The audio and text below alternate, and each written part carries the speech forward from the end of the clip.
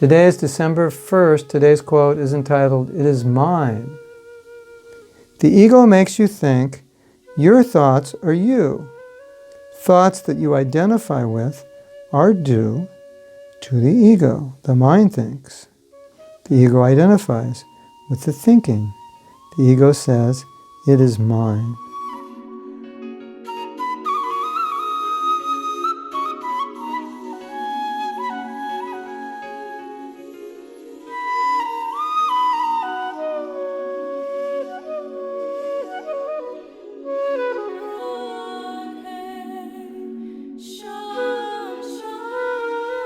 This is, I think, a very clear distinction between the mind and the ego. What is the ego?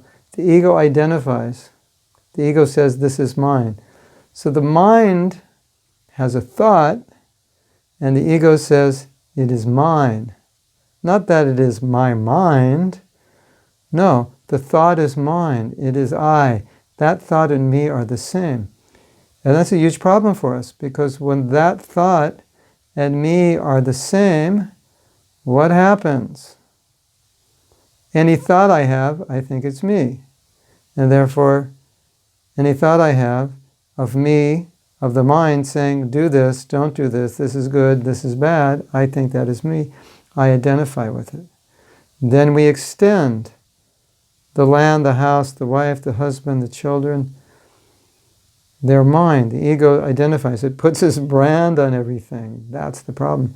So you can especially see how it's a problem with the mind. Because if the mind takes over, and we think we're the mind, then everything we think, we believe. And I've often said, perhaps you've heard me say, don't believe everything you think, and don't believe everything you feel. Now, I'm not saying everything you think is bad, and I'm not saying everything you feel is bad. But sometimes some things we think are so real to us and so important to us, but are very bad, very detrimental for our spiritual lives. And somehow or other, we can't distinguish, we can't separate ourselves. That's a huge fault. It's a huge problem. So don't believe what you think if it's not Krishna conscious. The mind will come and steal your identity. Say, "No, you're not spirit soul, you're me. And whatever I tell you, that's what you should do." And you say, "Yeah, that's me. And I just obey my mind because I don't distinguish me from my mind." Of course, we know we're not the mind. We have thoughts. But you see how the ego identifies, grabs it. I am that thought. I am that body, I am that house, that home, that car. The ego is always trying to identify, this is mine. As Prabhupada said, I, me, and mine. That's all ego, or what we call false ego. If there's no ego involved, then we won't identify with the thoughts, we won't identify with the land, with the body, with the family. We'll identify it as Krishna's.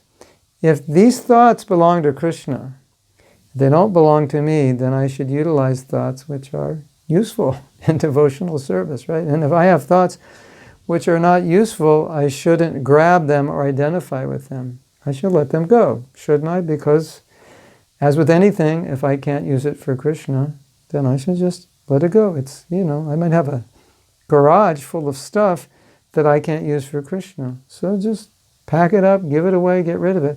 I may have a garage full of thoughts that I can't use for Krishna. That's fine. Just let them go.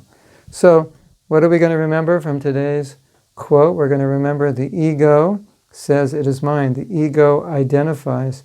The ego is identifying with thoughts, and that makes it a problem for us to distinguish ourselves from the thought. The mind is stealing our identity, stolen identity. Don't let your mind steal your identity.